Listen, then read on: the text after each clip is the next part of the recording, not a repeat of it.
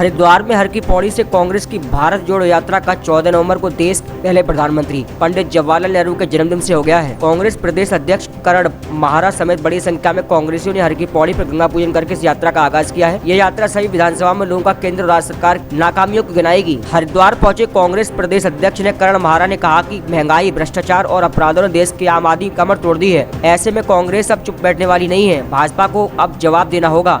इस मौके पर उन्होंने कहा कि राज्य के पूर्व सीएम तीरथ सिंह रावत भी अपनी सरकार पर निशाना साध रहे हैं, लिहाजा सरकार की नाकामियों का अंदाजा लगा सकता है। इस मौके पर कांग्रेस के वरिष्ठ नेता, पूर्व पालिका अध्यक्ष सतपाल ब्रह्मचारी, विजय शाश्वत, संजय गुप्ता, शहर अध्यक्ष मुरली मनोहर, अमन गर्ग समेत कई कांग्रेसी मौजूद रहे। पहला चरण हमारा बद्रीनाथ से हुआ था, माणा गांव से, और हरिद्वार से मां गंगा का आशीर्वाद लेके आज हम लोग दोबारा इसको यात्रा को यहाँ से कर रहे हैं। और ये पूरा 6 दिन का पखवाड़ा पूरे प्रदेश में मनाया जा रहा है।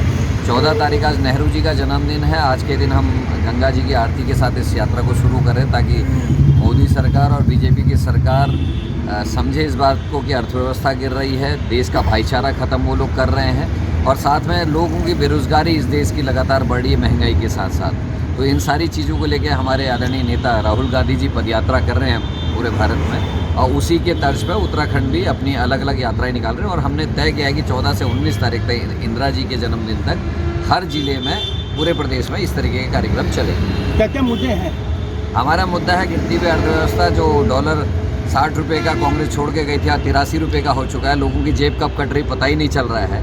महंगाई इतनी बढ़ गई है, साथ में वोटों के ध्रुवीकरण के चक्कर में बीजेपी ने जिस तरीके से आपसी सौहार्द खराब किया है, लोगों की गंगा जमनी तहजीब को जो हमारे देश की थी उसको ख़त्म करने का काम किया, उसको दोबारा जोड़ने का प्रयास हम लोग कर रहे हैं। साथ में जो बेरोजगारों की लड़ाई उसको लड़ें। उत्तराखंड के परिप्रेक्ष्य में और ज़्यादा जिम्मेदारी हमारी हो जाती है। जिस तरीके से SSSC घोटाला हुआ है, जिस तरीके से विधानसभा में नैतिकता को ताक में रख के नेताओं ने अपने परिजनों की नौकरी लगाई है, जिस तरीके से अग्निपथ योजना के आने वाले दुष्परिणाम हमारे सामने हैं। जिला पंचायत हरिद्वार में जिला पंचायत में जिस तरीके से घोटाला हुआ है, हमारे कोऑपरेटिव में जिस तरीके से भर्तियां घोटाले हुए हैं, ये सारी हमारे लिए चिंता के विषय है। योग्य उम्मीदवार घरों में बैठे हैं, हमारे बेटे और बेटियां घर में हैं, पढ़ी लिखी घर में बैठे हैं, लेकिन नेताओं के चमचे या नेताओं के नज़दीकी लोग जिनमें योग्यता कम है, बिना इंटरव्यू के, बिना किसी तरीके से वो नौकरी में जा रहे हैं। चिंता का विषय है। भाजपा कह रही है कि ये मुद्दा नहीं है आपके पास।